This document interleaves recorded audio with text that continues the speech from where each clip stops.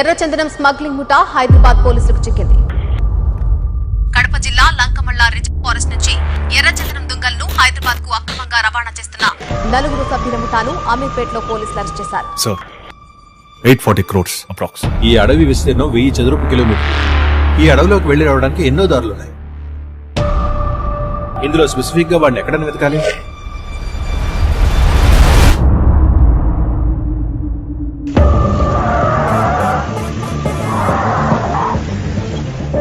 వీడు మామూలుడు కాదు మైక్. ఎవడ్రా వాడు? వాడి మొహం ఎలా ఉంటుందో ఎవరికైనా తెలుసా?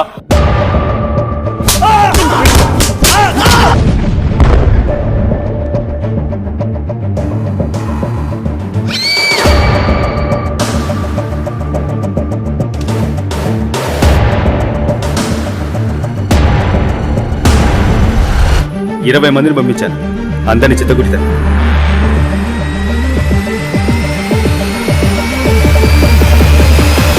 ఇలా గొప్ప గొప్ప విషయాలన్నీ మాట్లాడటం రాదండి.